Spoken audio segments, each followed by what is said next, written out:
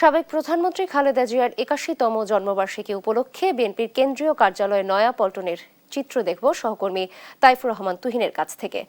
তুহিন, এই মুহূর্তে সেখানে কি পরিস্থিতি দেখছেন এবং নেতাকর্মীরা কি বলছেন জানাবেন। নাবিলা, ধন্যবাদ। আপনি জানেন যে সদ্য প্রয়াত সাবেক প্রধানমন্ত্রী বেগম খালেদা জিয়ার আজকে জন্মদিন, ৮২তম জন্মদিন উপলক্ষে দলের পক্ষ থেকে যে কর্মসূচি নেওয়া হয়েছিল তার অংশ হিসেবে আমরা জানি যে দলের কেন্দ্রীয় কার্যালয়ের পাশাপাশি সারা দেশের যে বিএনপির অফিসগুলো রয়েছে সেখানে পতাকা উত্তোলন এবং সেই সাথে দোয়া মাহফিলের যে আয়োজন করা হয়েছে।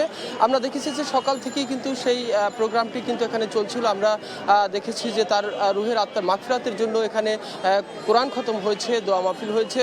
আমি যদি দেখাতে চাই যে কিছুক্ষণ আগেই কিন্তু এখানে বিএনপির যারা সিনিয়র নেতৃবৃন্দ ছিলেন তারা কিন্তু এখানে এসেছেন এবং বেগম জিয়ার যে কর্মময় জীবন, অর্থাৎ তিনি একজন গৃহবধূ থেকে রাজনীতিবিদ হয়ে ওঠা এবং দেশের গণতন্ত্র এবং দেশের স্বাধীনতার সার্বভৌমত্ব রক্ষায় তার যে নিরলস শ্রম, তার যে অবদান, সেটি কিন্তু তারা স্মৃতিচারণ করেছেন।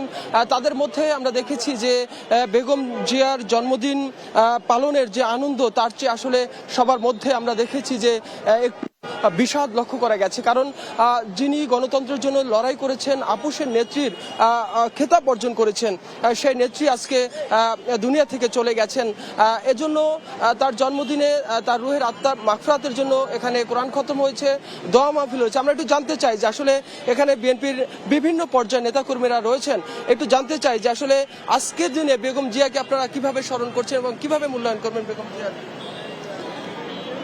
দেশনেত্রী বেগম খালেদা জিয়া একটি নাম, একটি ইতিহাস। তিনি এদেশের জন্য, এদেশের মানুষের মুক্তির জন্য, এদেশের গণতন্ত্র ফিরিয়ে দেওয়ার জন্য, এদেশের মানুষের ভোটের অধিকার ফিরিয়ে দেওয়ার জন্য আজীবন লড়াই করেছেন।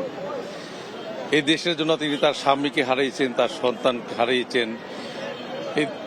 তার দুই সন্তান না, দুই সন্তানের মধ্যে তো এক সন্তান অলরেডি চলে গেছে, আরেক সন্তান বর্তমান প্রধানমন্ত্রী।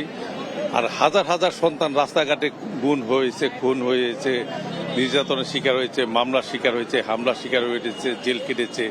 সকলেই ওনার সন্তান। উনি সকলকে সন্তানের মতোই দেখতেন। তাই এদেশের জন্য যে উনি যে নির্যাতনের শিকার হয়েছে, পৃথিবীর ইতিহাসে কোনো নেত্রী বা নেতা এত নির্যাতনের শিকার হননি। কিন্তু তিনি কখনোই আপোষ করেননি।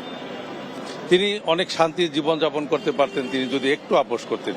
কিন্তু আপনাকে যেটি বলছিলেন আসলে যে বেগম জিয়া গত 17 বছর ধরে জুলুম, নির্যাতন এবং কারাবরণ করেছেন এবং গৃহবন্দী অবস্থায় আসলে তিনি শেষ পর্যন্ত মৃত্যুর সাথে লড়াই করে কিন্তু সে দুনিয়া থেকে বিদায় নিয়েছেন। তবে নেতাকর্মীদের মধ্যে একটাই প্রত্যাশা যে আসলে তার যে দেশের জন্য, দেশের মানুষের জন্য তার যে ত্যাগ ছিল, সে উছিলা হলেও আল্লাহ তাকে জান্নাত নসিব করবেন এমন প্রত্যাশা করছেন দলের নেতাকর্মীরা। তো এই ছিল নয়াপল্টন থেকে আমার কাছে সর্বশেষ তথ্য।